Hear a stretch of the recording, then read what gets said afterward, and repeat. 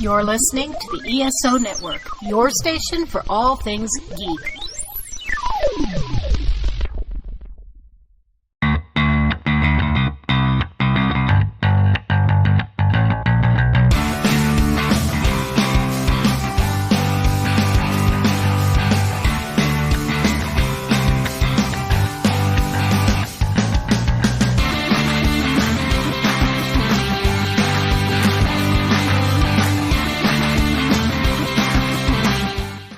What's up, groovy people? This is the Modern Musicology podcast. My name is Alan, and with me is Rob Levy.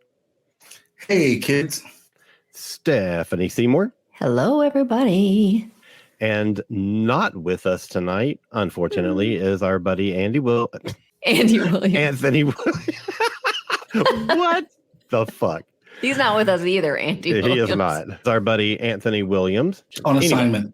Yeah. On assignment. Yeah, he's watching the Super Bowl. Well, I mean, we're literally recording while Rihanna is probably performing right now. So what kind of music fans are we?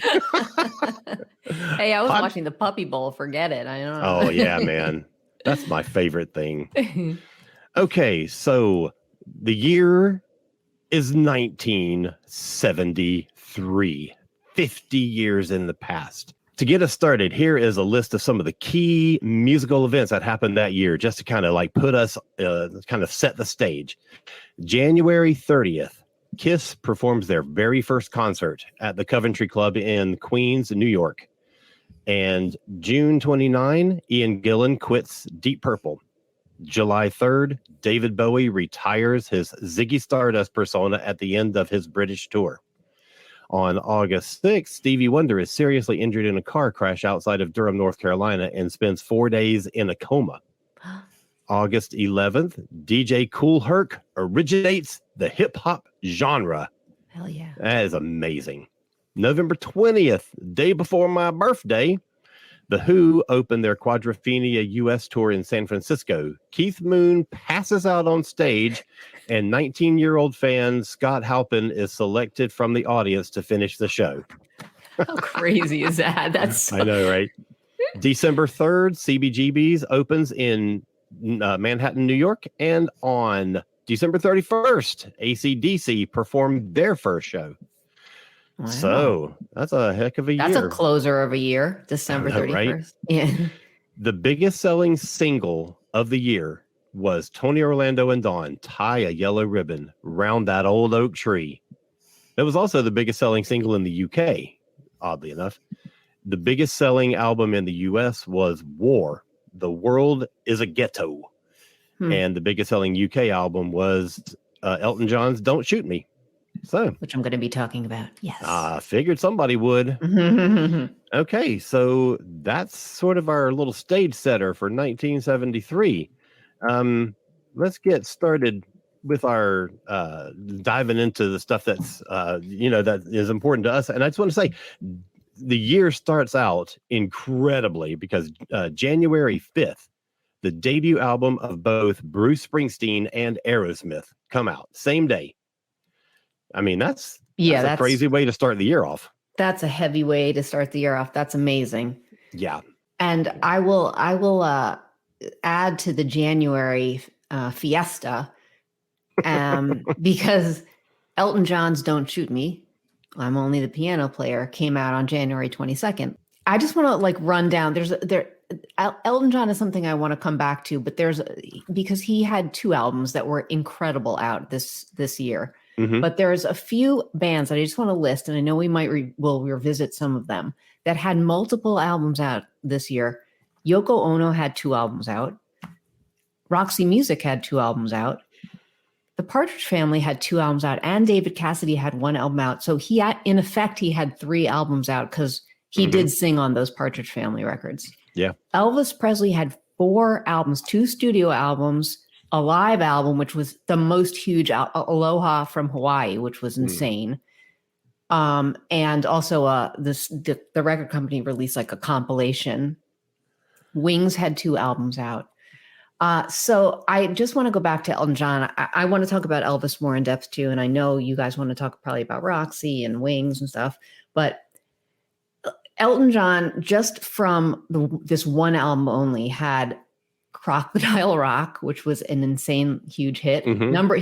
First number one in both the US and Canada, and Daniel, which was number one in Canada and number two in the US. If he had that alone, that would be insane. And I just have a little anecdote about how he got the name for that album. He was at Groucho Marx's house, and Groucho held out his like finger in the shape of a gun and pointed it at him, and Elton raised his hand and said, "Don't shoot me. I'm only the piano player." Yeah. So I love that. That is hilarious. And as if that wasn't enough, in October, he had Goodbye Yellow Brick Road, double album opus, Candle in the Wind, the title track, Goodbye Yellow Brick Road, Benny and the Jets, Saturday Night's All Right for Fighting, Harmony, All the Girls Love Alice, Funeral for a Friend, Love Lies Bleeding. I mean, just think about that. Yeah, quite possibly the best album he ever recorded. It's actually his best-selling album too, which is not shocking. And it was inducted into the Grammy Hall of Fame in 2003. That album, but he was on fire. And these two albums both also had Davey D, Nigel on them. Goodbye Yellow Brick Road had more than just that core band. Ray came into the picture, and actually Kiki D's on that on backups, and there's just like a cavalcade of people on that album. But Gus Dudgeon produced both of these albums. I mean, he was just on fire. Yeah, absolutely. That was a great time, and this is right around the time that I really started to listen to Top 40 radio. So all the stuff that we're talking about tonight on this show is stuff that is so formative to me. And the Elton John songs, hugely important when I was first kind of coming into my own, musically speaking. But I want to go back to the Bruce Springsteen and the Aerosmith, because Aerosmith, their first big single, Dream On, I mean, that was massive. And I remember, that's one of my earliest memories from, when I first started kind of coming aware of current pop culture. Dream On is one of the first things that I remember, and just being sort of entranced by that song. I just thought it was interesting. It was such a great tune. It was so different from anything I'd ever been exposed to by that point. So, that's great stuff. And then when you've got this first Bruce Springsteen album, the first track is Blinded by the Light, which of course became a big hit later on. But all these other great songs, and it would be his third album, Born to Run, which just was really the first big thing that I ever heard from him. And, but what a first album to put out. God, it's amazing. Yeah. And I like how you say that you're that was sort of your formative, your years in memory for music. That I tried in this year, there were so many amazing albums. There were so many things to pick, but I tried to pick things that I remembered when I was, 7, 8 years old, that was popular on the radio. So that was impactful in my life. Yeah. And that I remembered at the time, which was a little difficult because I was so young, but I brought you were even younger than me. Well, here's an interesting little anecdote about the first Bruce Springsteen album, is that when it came out, Bowie was clearly taken by it, because later in the same year, Bowie records an album called Pinups, and we're going to come back to Bowie a little bit later, which is a covers album, because the record label is like, dude, you're on fire right now, because everybody's on this like Ziggy kick, and we got to get another record out. And he's like, I don't have enough stuff written yet. So they just went in the studio and did a quick covers album. And these two songs didn't end up on that record, but they did cover two of the songs from Bruce Springsteen's first album. And really? It's Hard to Be a Saint in the City and Growing Up. And I will say, I don't like either one of Bowie's recordings of those. But there you go. So already Bruce Springsteen is like, hitting it out of the park. Yeah. Out of the Asbury Park.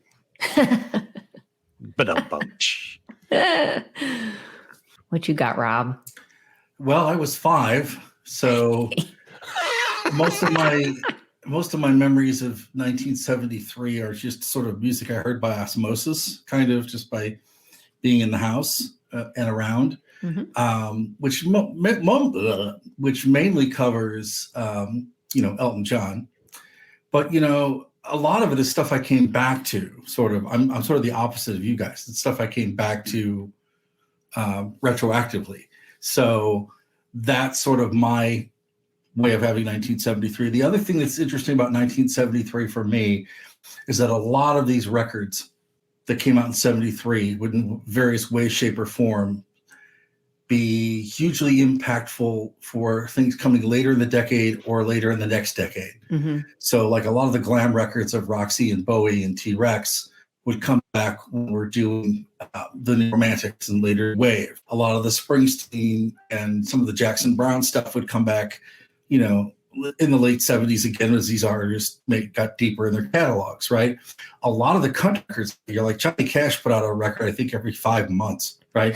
But like that was the beginning of like sort of the rebel country, because you had Dylan, you had Cash still making records, but reggae sort of planting its flag in America with Marley.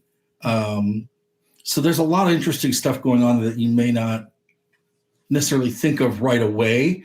Once you get past, the known big records.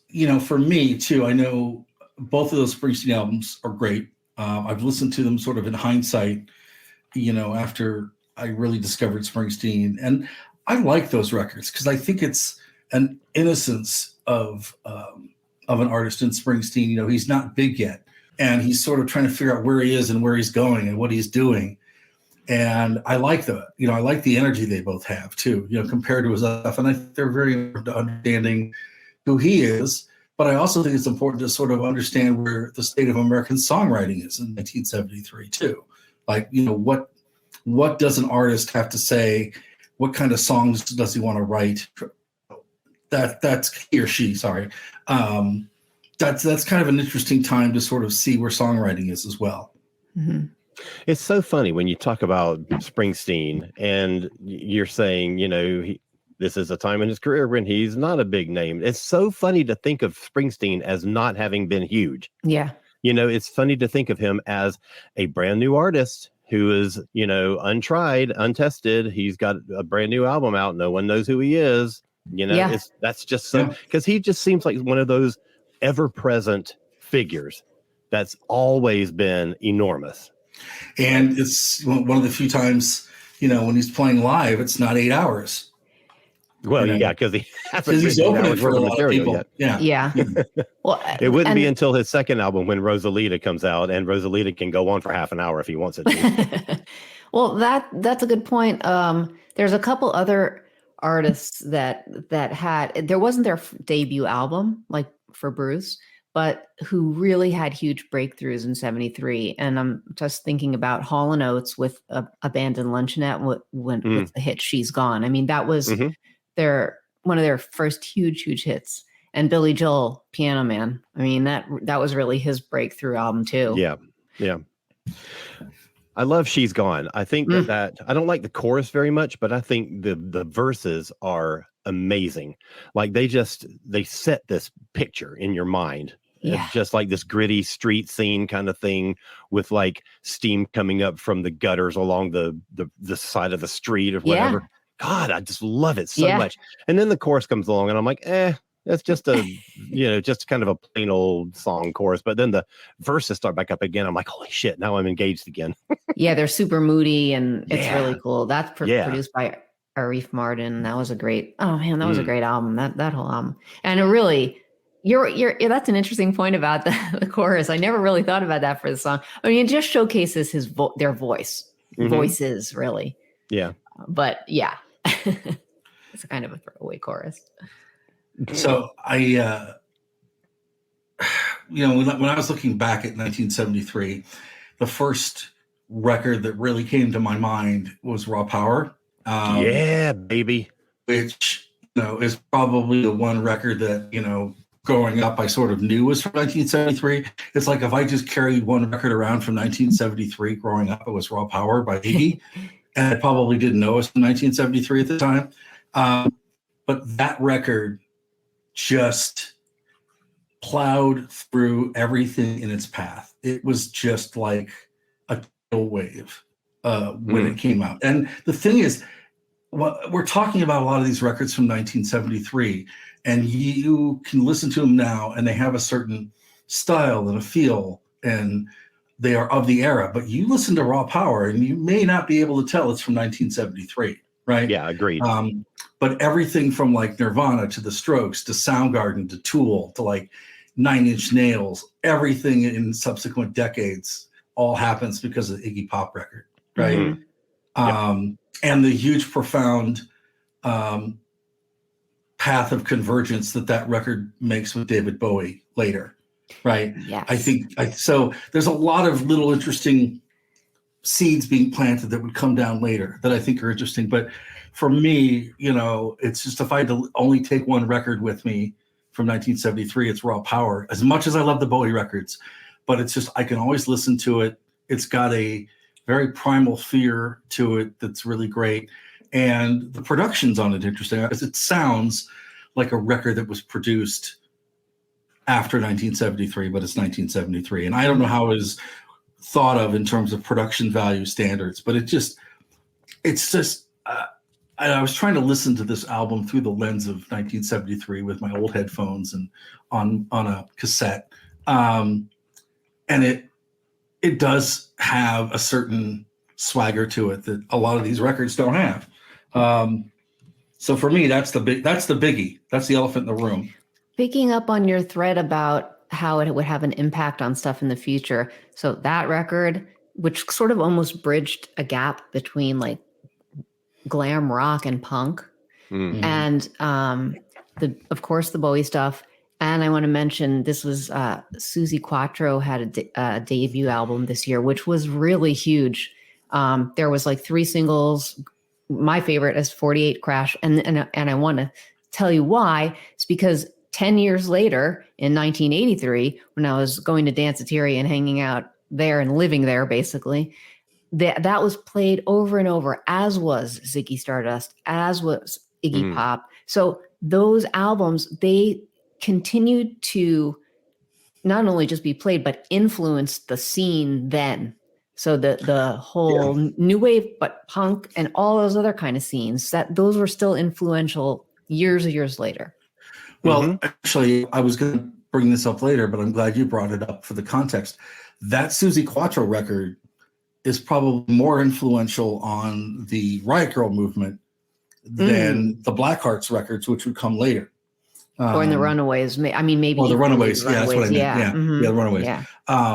So it's almost hand in hand with Iggy, almost. It's sort of like, it's like the girl version of Iggy, not to qualify it, but yeah. And the thing that bothers me about Suzi Quatro when I look back at all this is that, and again, I'm looking at it through the lens of an older person looking at 1973. I don't understand why Suzi Quatro wasn't bigger. I just don't get it. Right. I look at everything that she's made in terms of her output and the records and the presentation, and I'm just like, why isn't Suzi Quatro like a household name? I don't understand this. She was a household name, but it was because of Happy Days. Yes, exactly. And I don't know that she was a household name. Her character was. Leather Tuscadero was a household and name. that may have been a detriment. That she wasn't able to establish her own identity. She was known as this character. Maybe. I don't know. I've never thought about that before. Yeah, because I don't know what the time frame of the Happy Days years were. Yeah. Well, the year probably think it was, but it was probably around then, though. The other thing. Jesus Christ. All right, steering this back on track. The other thing that was interesting.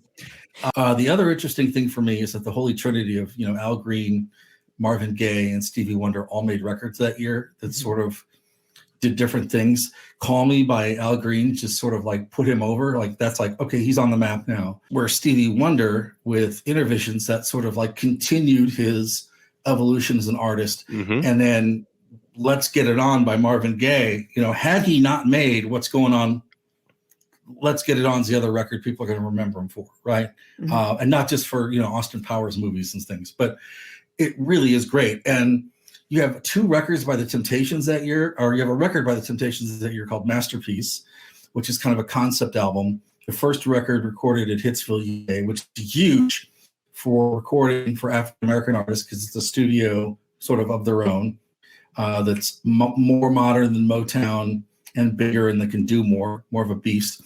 But then you also get Papa Was a Rolling Stone later, which was like huge, right? So it's a really good year for soul music too. And I think a lot of the soul that you hear in 1973 is going to come back later and influence Springsteen. It's going to influence Bowie with Young Americans. It's going to come down the pipe later and sort of manifest itself with the new soul movement later, and even now to a little bit. But it really was a great year for soul. And even one of my favorite records from that year is the 8th record from Dusty Springfield called Cameo. It's not one of her best, right? But I like it. I love it. It's, so you have these soul singers of all shapes and sizes making really great records, most of which is born out of the civil rights movement or the times, the war and protest songs and things. And the music is just really, really, really incredible. All right. So I want to go as far away from soul as you could possibly get in 1973. I want to give us the Prague Report for 1973. Now, one of the most significant albums in the history of rock music was released that year that we've already kind of talked about pretty much in depth in a couple of episodes ago when we did our Abbey Road show, and that is Pink Floyd's Dark Side of the Moon, which came out on March 1st, and Jesus, just changed the game all around. So for anybody who wants to hear more about that, go back and listen to our Abbey Road show. You should anyway, because that was a fun show. But we also got the debut album from Queen, which is hugely significant. We got Passion Play by Jethro Tull. We got one of my favorite bands, Renaissance, a great album called Ashes Are Burning. And then the two biggest prog bands there are put out 2 albums that year. And both of them did a live album and a studio album. So we start with, we're going to start with Yes. In May 18th, they released Yes Songs, which is their first live album, and is just an incredible record. It really gives you a snapshot of the band at that time and gives you new arrangements of some of the songs that you're familiar with. Plus, of course, a lot of the early songs were recorded with different band members than what's on the live album now. So you get a sort of a different interpretation of a lot of those songs, and it's just amazing. But then later on, December 7th, like very end of the year, they put out Tales from Topographic Oceans, which is the monumental Yes record of all time. So it's a 2-record set. So you've got 4 sides. You also have 4 songs. Each song is an entire side of a record. So ranging between 18 and 22 minutes are 4 songs that sort of have this thematic tie to them. And it's one of those albums that kind of divides fans, but I love every single second of it. A lot of people, including Rick Wakeman, who played on the album, thinks it's bloated and, overstuffed with ideas that don't really go anywhere. I love every single second of it. But then the other one is Genesis. In July 20th, they released Genesis Live, which is probably I think their best live album ever. It's that early Gabriel lineup that's where they're just like playing just raw stuff, and it's so great. But then in October they release what I still think is the best Genesis album ever made, Selling England by the Pound. An incredible record. It's just a perfect album in every way if you're into that prog kind of stuff, which I am. It is just solid. Just some of the greatest epics they've ever recorded. So, are you into prog? Just kidding. I know, right? I hide it so well. That was a good prog report. I love all that overblown, really in depth detail arrangements, and I just love it all. Yeah. I'm going to go 180 degree opposite from prog. Nice. Can I do that? Yeah. Are we allowed to do that now? Or are you done with the prog report? Sure. Okay. And I'm going to talk about you know who I'm going to talk about. It's the Osmonds. No, but it does show you the diversity of this year was wacky. I think there was so many different kind of styles that were big, real big. Yeah. So I'll just start with the Osmonds, the Plan, which didn't really do too well for them. It wasn't a huge hit as some of their previous albums, and they were kind of waning in popularity at this point because there was like the DeFranco family was coming up, and there was some other, teen pop kind of stars that were really like rising at that point. But it was an attempt to sort of encapsulate their Mormon beliefs and put that to song and get it out there into the world. And they did it. And I actually think there's one really super amazing song from that album that I love and I still play. It's called Going Home. So that came out in June. But Marie Osmond is who I really want to speak about because this was her debut album, Paper Roses. She was 13, came out in September. She reached number 1 with the single Paper Roses on the Billboard Country Singles, the AC Contemporary Singles, the Canadian Country Singles, the Canadian Pop Singles chart, and it went to number 5 in the US Pop Singles. And the whole album went to number 1 on the Billboard Top Country Album chart. So it was like major breakout for her. Mm-hmm. She was only 13. She had an incredible cast playing on this record and including the Jordanaires singing backup for her. So it was, she made a name for herself right out of the gate at 13. That was a great song too. I remember when I was just a kid and hearing that song. Yes. And it's a nice song. It's a great, and I listen to it a lot actually still. And her voice is so incredible then for just 13. And she's still got that. I mean, obviously she's improved singing wise and just like being able to use her voice, but she still had that amazing tone at 13. Yeah. Yeah, she really did. I mean, her voice really matured early. Mm-hmm.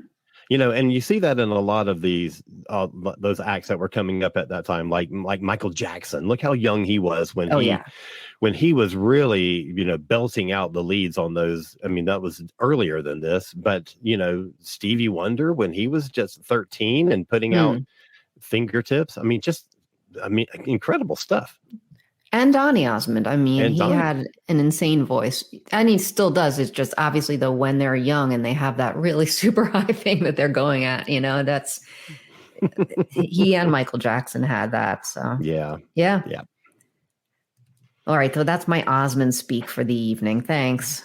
So I'm going to sort of piggyback off of my junk before and talk about the New York Dolls. Yeah.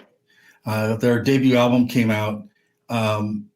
It's interesting because they got Todd Rundgren to produce it. And I think it's interesting to look at the state of record labels at this time too, because I mean, we'll talk about Island Records later, but Island Records is starting this year. Mercury is terrified to put out this record, because of it's 1973 socially. We're just going to say that. And it doesn't really sound like anything you can really put a finger on, like the Iggy record, but it absolutely takes New York by storm.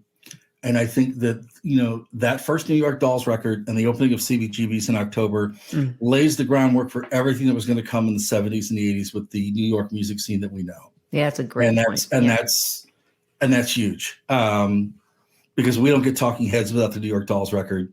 We don't get Blondie. We don't get the Ramones. We don't get Tom Tom Club. I mean, there's some Television. We don't get any of that without that New York Dolls record. And that's a blistering record. All right, I'm going to take it to more middle of the road stuff with Linda Ronstadt and Don't Cry Now, which I just think, we spoke about this in another podcast about how certain artists would have a song out, certain artists would have the same song out at the same time. And this is one of those instances where Desperado on this record became a huge, massive hit for her. And the Eagles' Desperado album was out this year as well and wasn't as big of a hit for them as it was for her, though it was their song, Don Henley's song. But yeah, this was like the highest charting album of her career to this date. And I think it was like number 45 or so. And the album itself spent a year in the charts. So it was really like it had like staying power for her. And she was just on the radio all the time that year, really. So that is, I don't really, as far as Desperado Eagles record goes, I wasn't really that big of a fan, and I don't really have much to say about that, but maybe one of you guys does. I don't know. I know it was, yeah. Yeah. Right. Rather talk about Linda. Right. I mean, their story is interesting in that they evolved out of being her backup band. Yeah. But that's about as much interest as I have in the Eagles. I mean, not that I don't like them or anything. They're just not my thing. Yeah. Why would you talk about the Eagles in 1973 when you could talk about David Bowie? Yeah, exactly. Well, that's a good point. So why don't you? David Bowie makes 2 great records that year, right? Pinups. I mean, you did a great job. He makes one great record. He makes one great record. Well, I have learned to appreciate Pinups more for what it is. I don't consider it to be like, it is by no means Shakespeare, right? But David Bowie's cover record is better than a lot of people's other records. So he makes 2 records that year that are, interesting. He's got a live record, and he's got Aladdin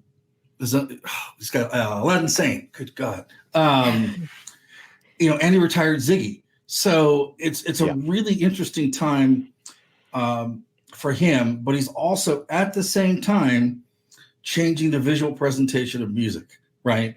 Also changing the idea of the artist's control of their image in music, which is also important. And he's also blatantly doing whatever the hell he wants artistically in 1973 at a time when a lot of other people really can't. Except I'm not sure, Alan will know this more than me, but I'm not really sure he wanted to put a covers record out. I think he would have rather just put out a work creatively and be left alone. Well, yeah. I mean, he was ready to move on to Diamond Dogs by that point, but the record label was like, you're hot right now. We have to get a product on the market. Yeah. So they just went in the studio and like bashed out 10 covers, and that was it, Yeah. But I get the impression that was sort of under duress, I guess is my point. But it wasn't his idea to do it. Yeah. But he had a really outstanding year, and I think it's the year that Bowie sort of defined himself artistically in terms of what he wanted to do with controlling his music and his image and his output.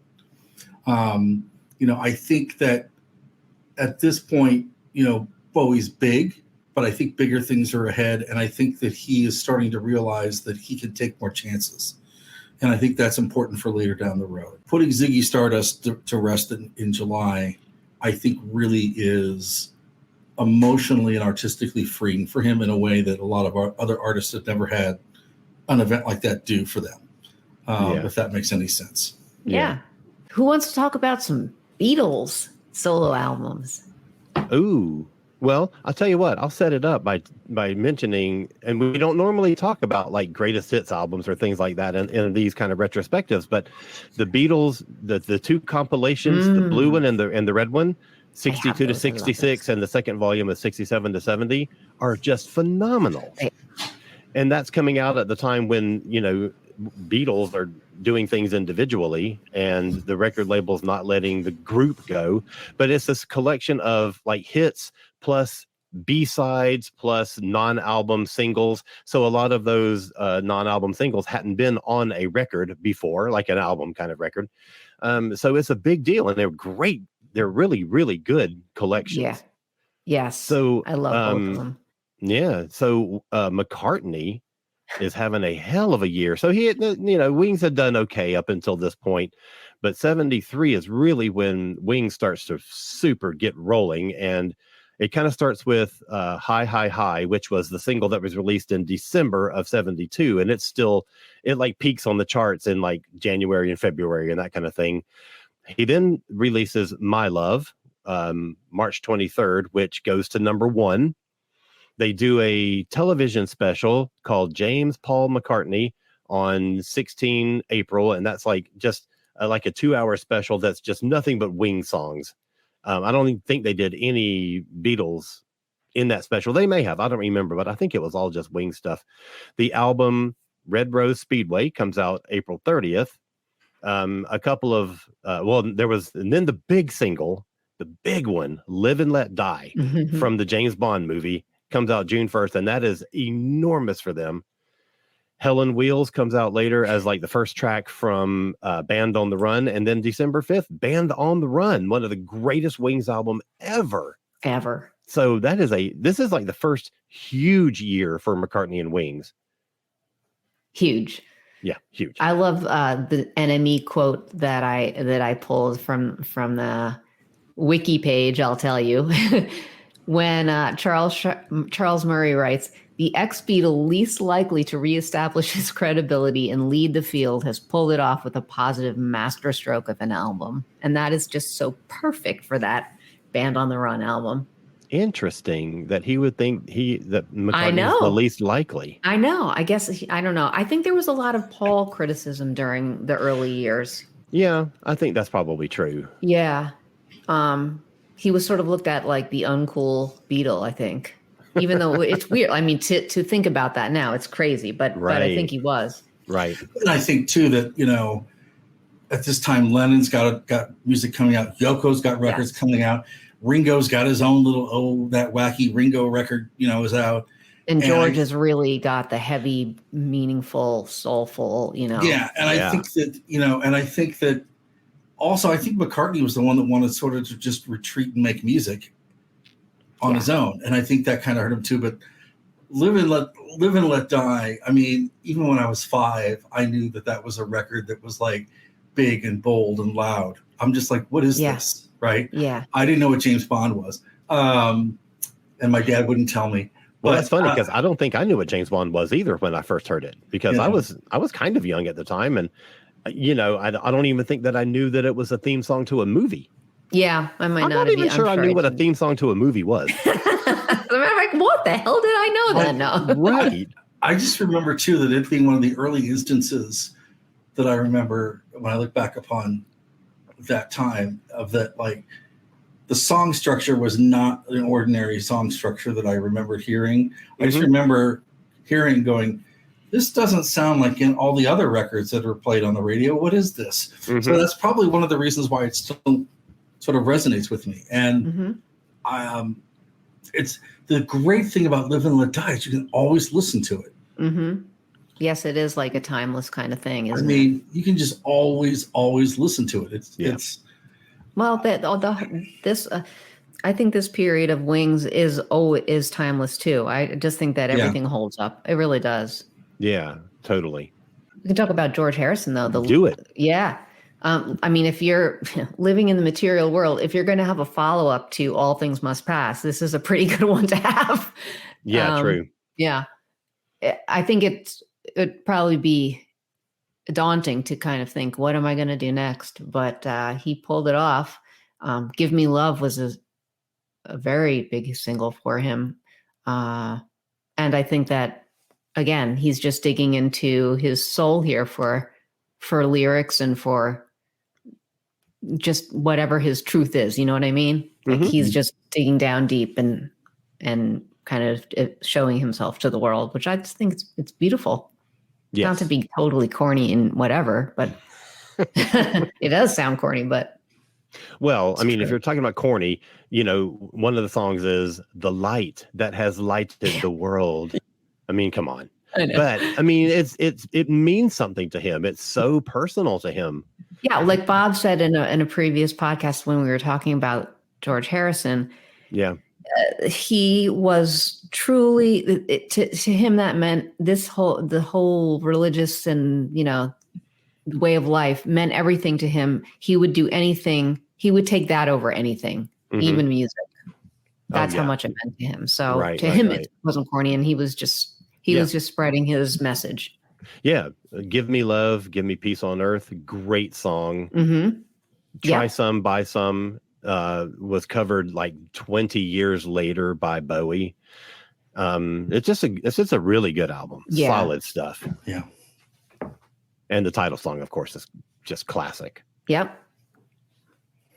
So looking at, I know we looked at the Beatles, but I want to dissect the Velvet Underground at this time too. Oh, yeah. So Lou Reed's made Berlin, which I still think is one of his most intriguing records. And it's kind of been reevaluated, since his death a little bit more than it probably would normally have been. It's not regarded as a masterpiece, but it's kind of regarded as better than we all thought it was in 1973, right? But then John Cale makes Paris 1919, which is his most accessible record that he's ever made. It's certainly the only record he's ever made that sort of follows any sort of convention in terms of like a record. And it's interesting to see both of those guys making fundamentally different albums that would sort of define who they were, right? Reed sort of establishes himself as, I'm going to make kind of the albums I want. I don't care about commercial success. Some of it'll be inaudible. Some of it'll just be odd, right? John Cale, though, is worried about making records that are art, right? His music is sort of has a purpose, and he sort of sees it as a composition similar to how a painter paints, right? And so the Cale records after this kind of get a little more off base. And Reed kind of also does the same thing, and it is kind of a competition in many ways to like who can make the more arty record for a while. But I just think when you listen to the Cale record and the Lou Reed record at the same time, that Cale record is really, really a solid piece of songwriting and production and recording. The Reed record is an artist, I think, that has an idea, knows where he wants to go with it and do it, but I don't think he's completely in his shell yet of, I want to be bolder. I think Lou Reed is sort of just beginning to kind of come into his own, right? And again, Berlin puts Lou Reed on a path later to converge with a guy named David Bowie. David Bowie converges with just like everything. He's like the center of the universe. And we got two Roxy Music records that year. We got Stranded, and then we got For Your Pleasure, and then Brian Ferry's got a solo record as well. So Brian Ferry also had a good 1973 with These Foolish Things, and it's Roxy Music, I don't think still by 1973 got a lot of the critical success that they would get later. I think when New Wave broke, is when people started to look back at Roxy Music again, right? But they're really doing some interesting stuff with those records. But you're right; they didn't really hit the success wave until a little later. Yeah. I want to jump back to soundtracks. And Rob, you were saying something about how I guess it was Island's debut album from. What was it? Bob Marley? Yeah. So I should know that. I used to work there. I was testing you. Yeah. I also used to work at Virgin Records. And this was an interesting album that sort of got Virgin on the map a little more, which is Mike Oldfield's Tubular Bells. Oh, yeah. I don't think you could go anywhere that year without hearing that eerie theme song to The Exorcist. Yeah. The album started off kind of slow for them, but that movie and the theme song blew it up, as the kids say. So yeah. I mean, that's the creepy as hell movie and creepy as hell song. Just by association. Yeah. But yeah, so that actually really helped Virgin kind of put the Virgin on the map, I should say. And at the same time, you've got Kraftwerk with Ralph and Florian. I think their third album. Mm-hmm. And both of those albums would be, if Richard Evans were here, he would tell us that those records were kind of fundamental in laying the groundwork for the electro synth stuff we'd get in the 80s and the stuff we get now. Yep. But I also think that Tubular Bells really sort of moved away from being a soundtrack album and it almost became like a concept album almost, in the same way that the Pink Floyd record was. I know, you're right. That's such a good point. Yep. It really got embraced by an underground group of kids in a way that people didn't know at the time. I just remember in the mid 80s, somebody saying, "Have you heard Tubular Bells?" And I'm like, No, and like you need to listen to Tubular Bells. Like it was like a thing to like listen to this in the 80s, right? So it's one of those records that's ahead of its time. Now that third Kraftwerk record is not, really super remarkable, but it does have a lot of elements in there that you would see later with Audubon that would really sort of shape them down the road later. And they're sort of just kind of getting, but it's also it's also the time that you get Kraftwerk in the States kind of, hey, what is this, right? And I think Kraftwerk later success, this record sort of gets them some notoriety, but I think that also having a lot of the prog records around that Alan talked about at the same time as the Kraftwerk record really sort of opened up a lot of artists to the idea of making songs that weren't traditional pop songs of like 3 minutes, 4 minutes, right, following traditional structures. And I think that you hear new production values coming out of these records. And I think you really see a move towards embracing different technologies and different ways of making records that the mainstream rock guys aren't doing, and a lot of the soul guys aren't doing. I mean, Stevie Wonder's doing some of it, but not a lot of these other guys are doing.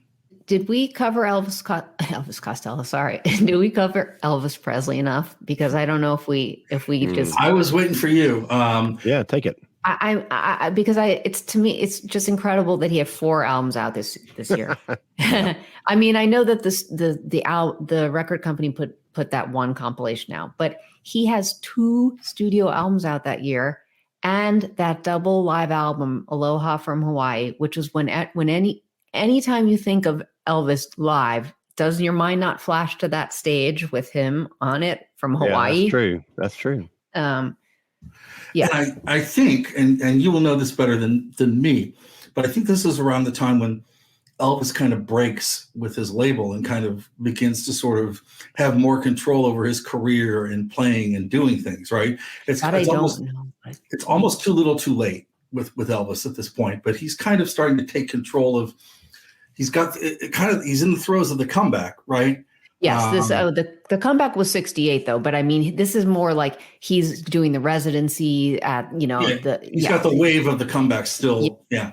But the point being is that, Elvis is kind of, the comebacks happened. He's still riding that wave of that, but he's also gotten a lot more artistic independence. Trying.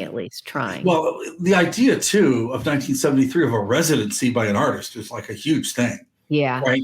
It's like, no, I'm not going to go to 10,000 other places. Y'all are going to come to me. That's a whole new concept. Yeah.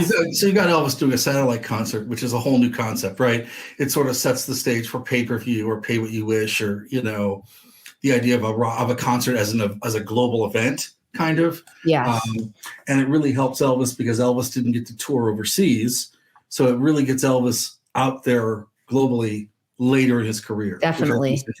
But, just even the thought of releasing 3 albums, even if it's 2 albums and a best of, is huge. But like that prodigious output of that year, it's like, that is just exhausting. Yeah. I was thinking the same thing because the way he sings too, I mean, he puts everything into every song. So, and, he wasn't in the greatest shape of his life at that point. Yet he's still doing that. It was a little bit before his severe decline, but he was still not in the greatest of health. And he's Elvis. So outside of making records, he has to work every day at being Elvis.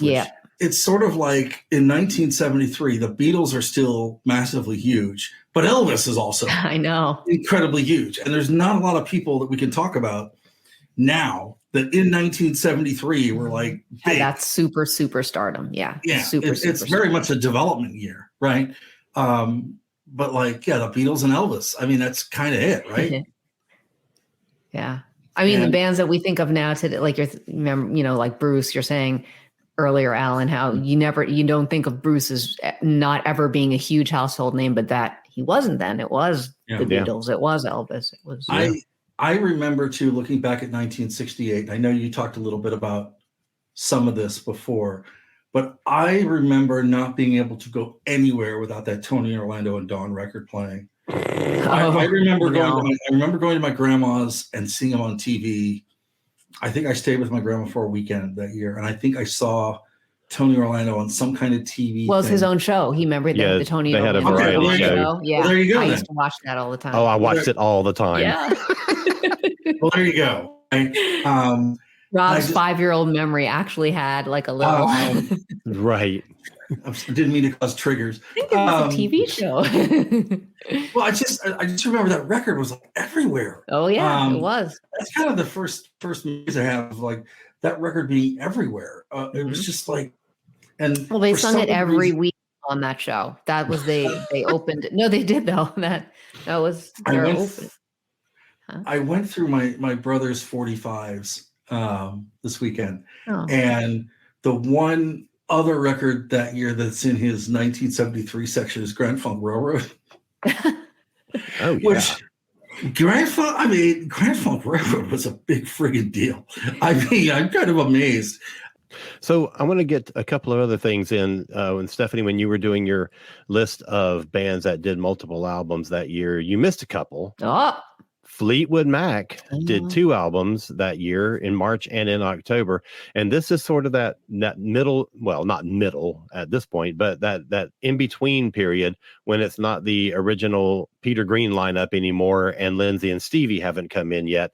And you've got, at this point, the band is basically led by Christine McVie and Bob Welch. Mm-hmm. And they put out Penguin and Mystery to Me, both of which are fabulous albums. I don't think it's the best that lineup did. I think that's still Bare Trees from the previous year, which had Danny Kerwin on it, and I just absolutely love Danny Kerwin. But Penguin and Mystery to Me are both great records. Just really solid stuff from both of the songwriters. And then Alice Cooper in November put out Muscle of Love, which is not one of his more popular albums. I'm just going to say that's not one of the biggies. But earlier that year in March, $1 Billion Babies Oh my God, was yeah. enormous. I mean, the title track was a big single. No More Mr. Nice Guy was huge. You've got Hello Hooray, which was a great one. Elected, which was just insane. And then some great, really like Alice Cooper-y kind of songs like Sick Things and I Love the Dead, where he's playing up on the horror angle, Such a good record. I love that album so much. And that's a good one.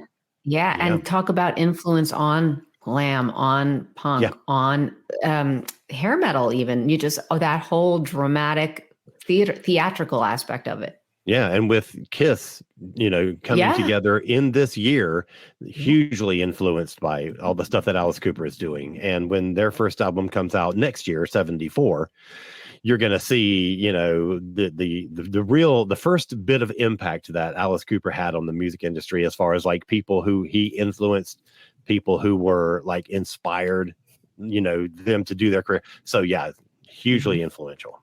Love that guy. Did I forget anyone else that had more than one album? Well, we didn't spend any time talking about Yoko Ono's 2 albums, sadly. We didn't touch on Ike and Tina, although those was a studio album. It was Let Me Touch Your Mind was studio, but the other one was a live album, though it was a double album, so it was a big, Yeah, it's good stuff. Great year. And that was the year 1973. So we'll take a break. Sunday. We will take a break right here. We'll be right back in 30 seconds with our picks of the week. So stick around. Hey everyone, this is Carrie from the Metal Geeks podcast. Thanks for geeking out with us for the past 10 years. Yes, I said that 10 years that we've been doing this, talking about video games and metal and TV and movies and comic books and theme parks and all that other cool stuff. Check us out on our website at metalgeeks.net and on all the socials at Metal Geeks. We are proud members of the ESO network. Keep it geeky and keep it metal. All right, we're back. So here's our picks of the week. What have we been listening to? What have we been reading? What have we been watching? Rob, what's on your mind? Sadly, I've been listening to a ton of Burt Bacharach records. Perhaps no one has left their fingerprints on American pop music more than Burt Bacharach. Everyone from Dionne Warwick to Tom Jones and What's New Pussycat, Raindrops Keep Falling on My Head, work with Barbra Streisand, the albums that he made with Elvis Costello, obviously are like just huge, you know, and then his own records that he made, but like soundtracks like Casino Royale, things like that, you know, stuff on Broadway, just a hugely prolific artist. And, you know, the stuff that he did with Dionne Warwick, you know, if that's all he ever did, is amazing. If the stuff he did with Elvis Costello is all he did, that's pretty amazing too. But like his own self-titled record from 1971, right? That thing is amazing. Then there's Backrack Plays His Hits, which is like, I think the mid 60s, like 64, 65. That's incredible too. So we knew it was coming because he was 94, but just a profoundly huge artist in American popular music, and whether it's Broadway, soundtracks, pop records, the guy's everywhere. So just a hugely big loss for American music. And I hope people that arrange, produce, or write their own music find some time to listen to Burt Bacharach in the coming weeks and just really appreciate that, like, him making a recording was a masterclass in record production. And it's just sad. I mean, he did records with literally everybody that mattered. I'm also excited about a couple things. Depeche Mode dropped Ghost Again, their first new single without Andy Fletcher, from their forthcoming album that comes out, I think, in April. And great, Depeche Mode's making an album about grief. Having said that, it is actually surprisingly good. It is just painfully sad, right? But I like that a lot. And then an interesting band is called The Wave. And my ire to bands that put extra vowels in their name is now rivaled by bands that put extra vowels in their name. So it's The Wave, WAEVE, right?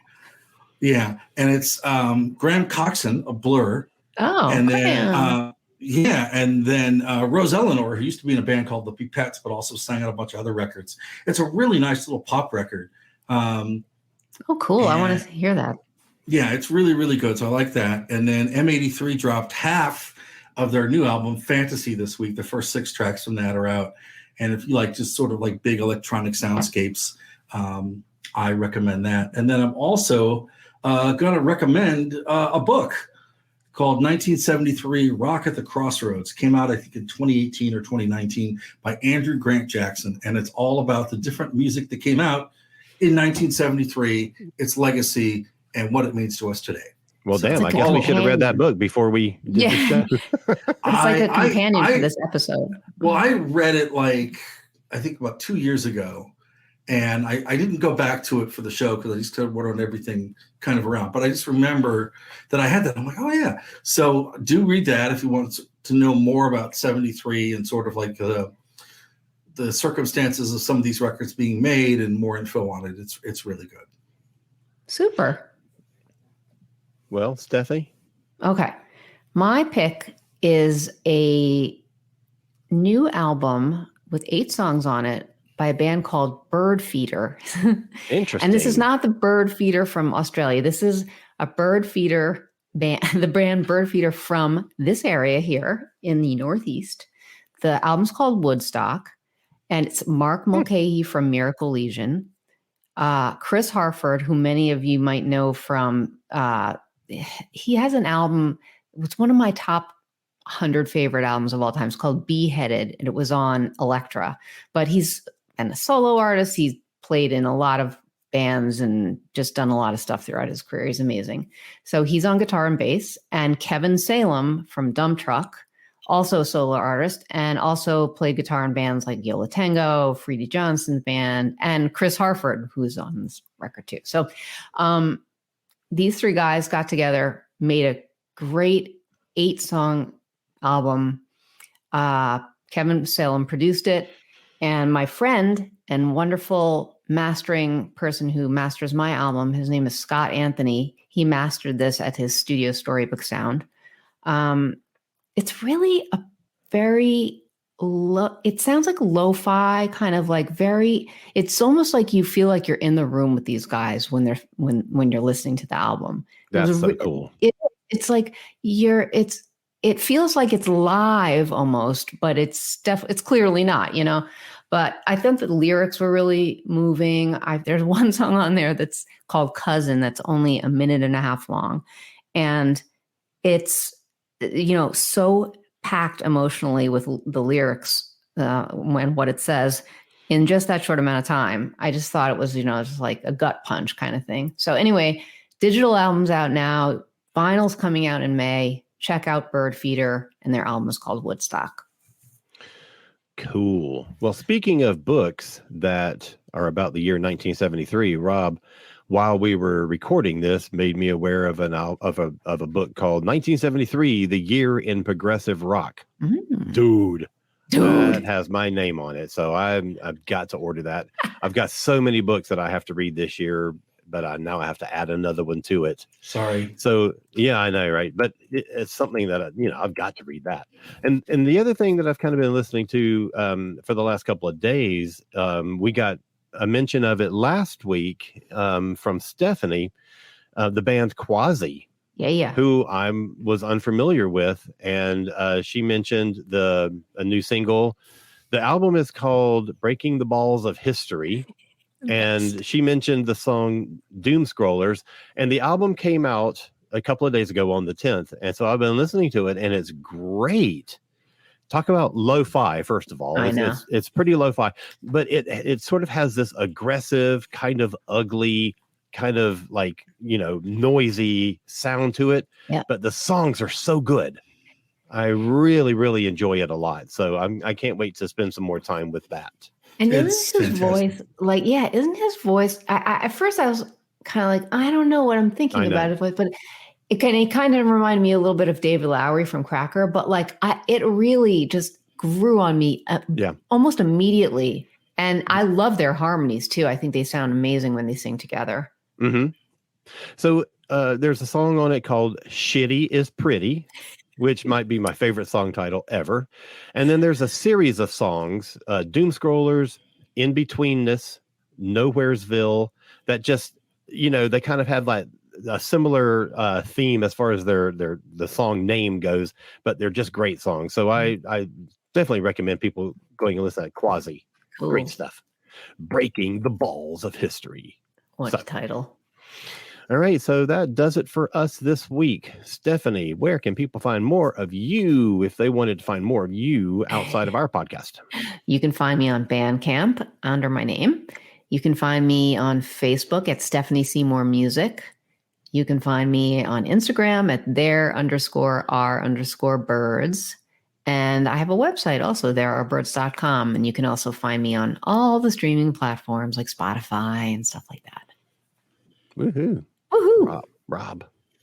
So you can find me on the radio on Wednesday nights on a show called Juxtaposition. It's Wednesdays from 7 to 9 Central.